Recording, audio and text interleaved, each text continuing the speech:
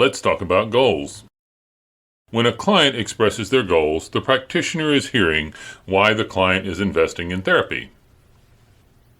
Clients invest time and money in getting body work. Oftentimes, when their time is more valuable, the money seems like less of an issue. I've gotten massage in many different places, from cruise boats in the Mediterranean and spas in Switzerland to upscale hotels and small town practitioners. It varies a lot, and sometimes the venue kind of tells me a little bit about what my goals should be or what my expectation should be around my goals. The other day, someone gave me a massage for a local place, and I went in and I walked to the desk and they said, "How can I help you?" And I said, "I'd like a massage." And they said, "What kind of massage would you like?" And they pointed to a small board, and the board was about 2 feet square. It listed 5 or 6 types of massage. It said that Swedish massage had light pressure, that deep tissue had mediate to moderate pressure. There was some difference between trigger point massage and neuromuscular, which seemed a little confusing to me. They had some sports massage that involved some stretching. I chose to get some deep tissue massage. The person at the front desk led me to the door.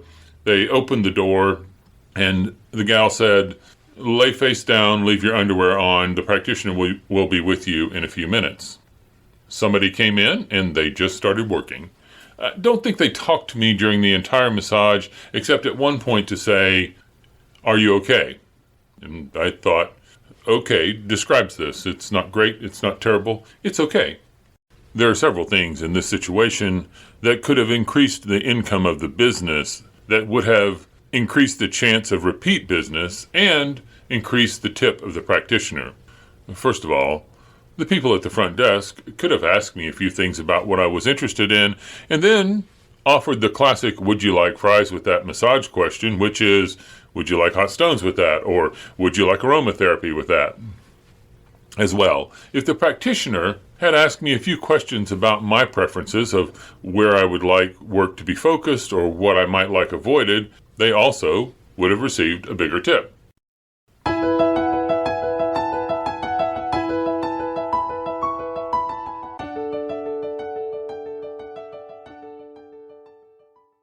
Therapeutic relationships improve when the goals of the client and the goals of the practitioner are aligned. So when we look at the client, sometimes the goals, as I said, seem specific to the venue.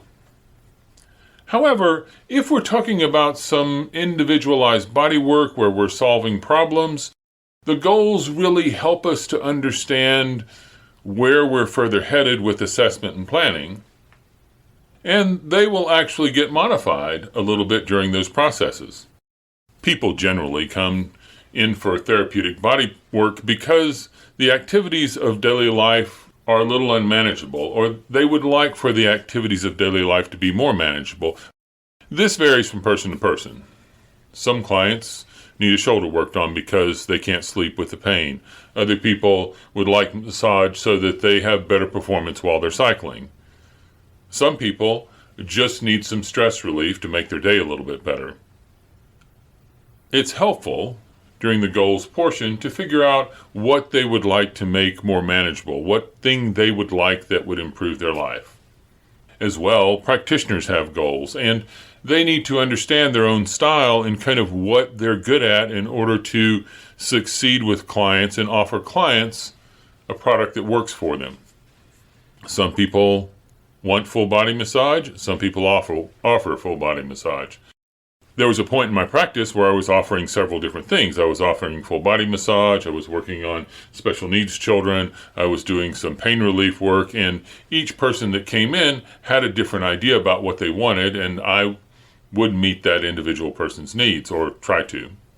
Some people want body work with clothing on. Some people want body work without clothing. Some people want body work with a little bit of clothing on. All of those things seem interesting to establish while you're doing the initial interview. When one is not clear about their goals, it's more difficult to succeed. So in the initial interview, in the first session, in the first few minutes of each session, it's important to establish what they're looking for and help them to be clear. In my particular practice, my first session is an hour and a half long. I spend about a half hour taking their case history, talking about what I do, explaining that I can do some long-term work based on changing their body to become more self-correcting. I can do some short-term work. This is what I prefer to do. What would you like today?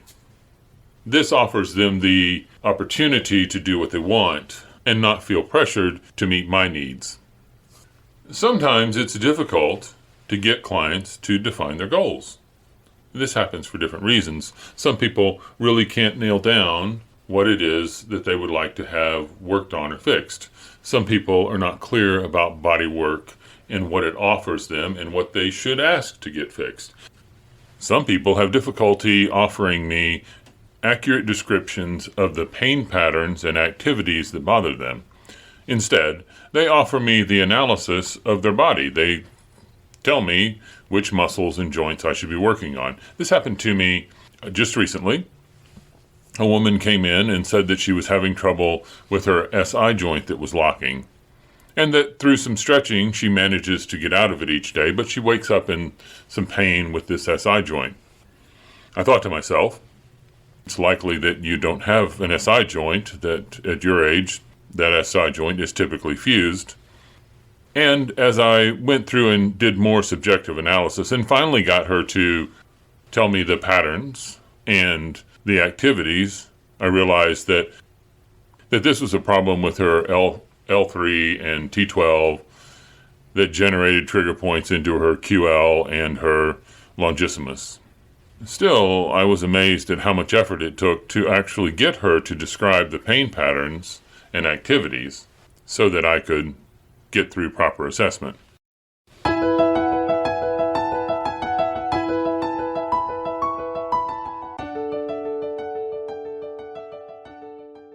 If you offer full body relaxation work to people and you change your style dramatically, you may lose some clients out of that. I had that happen to me when I made transitions from full body work to doing mostly craniosacral osteopathic style work.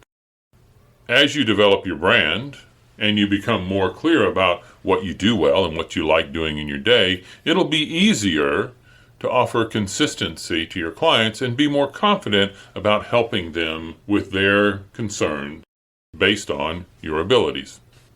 As we listen to goals, goals begin to form the first part of subjective assessment.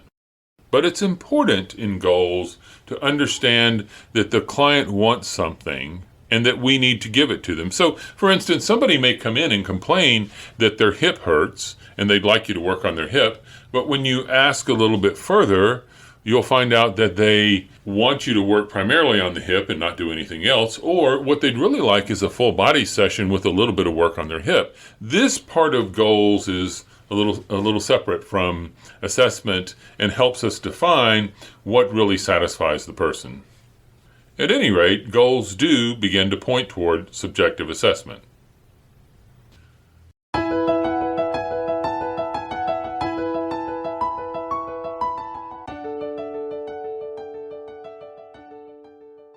I have created a worksheet for integrative sequencing. Here's that worksheet. You can print it off by going to the post for this video or looking at the link in the comments down below if you'd like to work along with me. On this worksheet, on the left-hand side, we have an area to record the goal and the subjective assessment. Following that, we have additional things, objective assessment, closure, and some places to make notes on figures. On the right side, there's a table that allows us to work out the integrative sequencing. I'm going to do this on the screen. Okay, let's create that grid. It starts with a complaint. And then we have the muscle and the trigger point that's associated with that condition, the local joints, any areas that may create nerve pressure, any pectoral girdle work that we see necessary, the associated pelvic girdle work, upper cervical work, and lastly, cranial work. Let's go to our example of the painful unstable ankle. We're just going to make a note under complaint that they have a painful unstable ankle. In the case of infraspinatus, we'll make a note about their complaint there, that they have problems with sleeping on their shoulder, that they have pain during their golf swing, or maybe that they have pain while reaching back. Okay, let's move on to subjective assessment.